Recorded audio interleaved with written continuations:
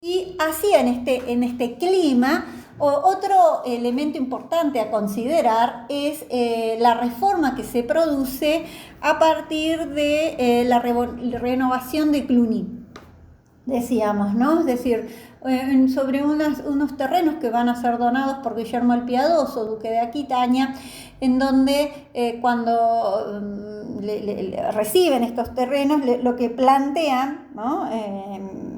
Era justamente que no van a depender ya sino de los nobles de estos, sino que el poder va a estar vinculado al poder de los obispos, al poder del Papa. Hay toda una renovación de la vocación de San Pedro, hay una primacía de Pedro,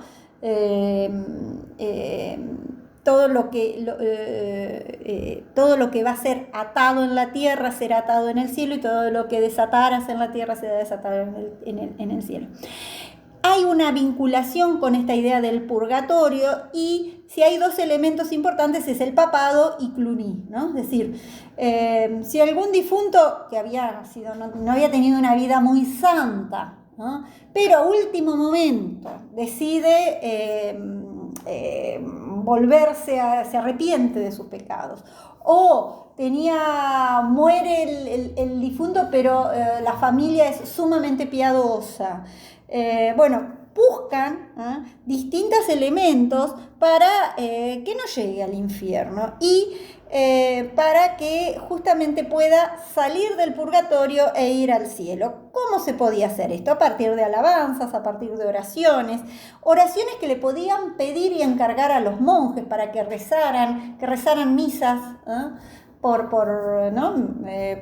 este difunto, donaciones a las órdenes religiosas, donaciones y pedirle a ciertos santos que intercedan, entonces van a adorar las reliquias, hay todo un culto a las reliquias, perdón, adoración no es muy, muy religioso. Entonces hay un clima muy piadoso, hay un clima de muchas peregrinaciones. Se comienza a celebrar, a recordar el Día de los Difuntos, y en ese clima es que pensamos arquitectónicamente, y que es quizás la arquitectura una de las disciplinas en las cuales tanto la escultura como la pintura van a estar vinculadas, y en especial a la iglesia que va a retomar la iglesia como lo habíamos visto en la iconografía paleocristiana. Otro elemento que aparecía en el paleocristiano era la recuperación de ese edificio pagano como planta basilical, ¿no? Entonces, esa planta basilical requiere ciertas reformas para reforzar y en especial remarcar la importancia del altar dentro y fuera de la iglesia, que es el lugar en donde se produce el sacrificio, en donde se celebra esta conversión del cuerpo y la sangre de Cristo, ¿no? Entonces, el edificio va a estar vinculado a ello. Las distintas reformas de Cluny, Cluny se toma como un elemento paradigmático, porque con la difusión de la orden, con la difusión de toda esta reforma, ahí les dejo un planito, también se difunden estas características arquitectónicas que van a ser propias de un periodo que se llamó, y que recién se empieza a revalorizar en el siglo XIX, que le llamamos románico. Algunas características del románico retoma esta vinculación, este aire de familia de Roma, ¿no? Si bien se había perdido, decíamos, la receta y los modos de construcciones, sí hay esta vinculación con ese pasado. Por el otro lado, lo vinculábamos con las lenguas romances, pero también lo vinculamos con recuperar a Pedro, y Pedro es Roma. Entonces, si bien es un estilo, podríamos decir, que adquiere una difusión internacional, va a tomar características de acuerdo a los materiales de las regiones. En general, las características que observamos es volver a utilizar el arco de medio punto. Este arco de medio punto que se combina y conforma un espacio interior, espacios longitudinales, que recupera lo que es la bóveda de cañón corrido, ¿no? Como podemos ver en esta construcción, ¿no?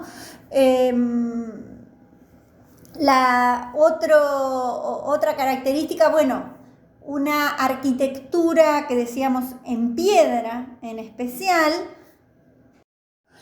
y combinando estos dos arcos recuperábamos lo que era la bóveda de arista, que es el cruce de dos bóvedas de cañón, sería, y generando espacios interiores que van a ser soportados por los muros, ¿no?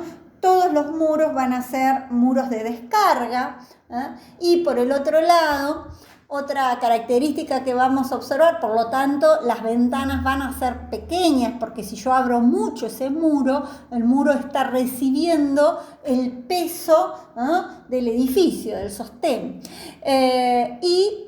Lo que vamos a observar son iglesias de plantas basilicales, de 3 y de 5 naves.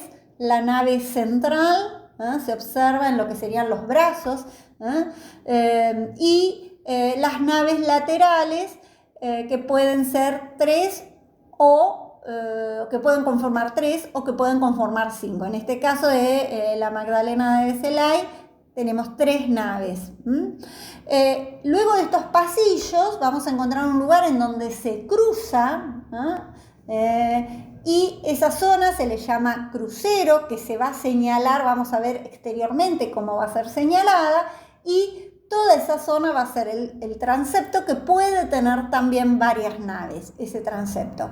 Y posteriormente tenemos otra zona que va a ser deambulatoria.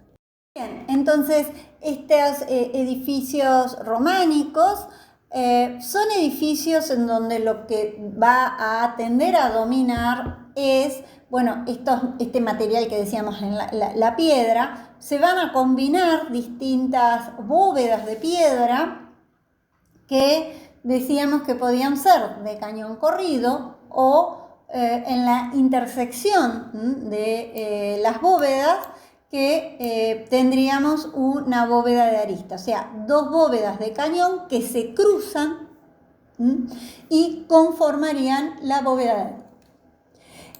Las bóvedas de cañón, ahí les dejo un esquema. Fíjense hacia dónde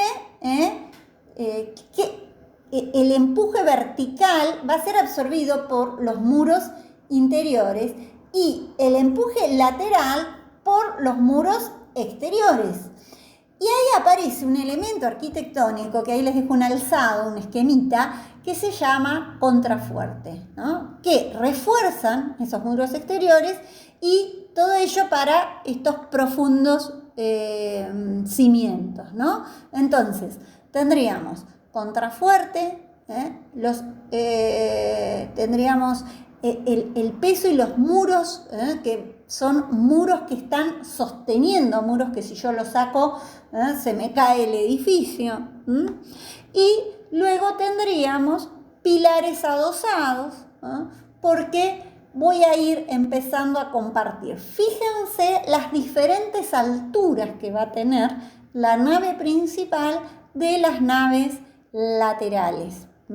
Y luego, otra cosa también, el tamaño de los muros son muy gruesos, porque justamente tienen que sostener, pero aparte, en esos muros gruesos va a haber unas pequeñas aberturas, que van a permitir el ingreso de la luz en esas ventanas que tienen como si fuera se le llama ventanas abocinadas, que la veíamos en la imagen del refectorio, ¿no? Fíjense que tiene como si fuera una profundidad, ¿no? De la que se puede observar. Un poco para sintetizar entonces, podíamos tener, recuerdan, las plantas centralizadas y plantas basilicales que se utilizaban durante el Paleocristiano. Basílicas centralizadas, no va a ser lo más común para el románico ni para todo este periodo que vamos a estar observando, sino que van a dominar las plantas basilicales. Dentro de estas plantas basilicales, ¿no? Se van a hacer reformas. Vamos a tener un alargamiento y en algunos casos se suman más naves, nave principal, nave central, naves laterales que pueden ser 2 o 4, ¿no? Siempre en números pares. Luego la zona del crucero, de esa cruz, ¿no? Encima del crucero el cimborrio, ¿no? En donde se va a señalar también exteriormente.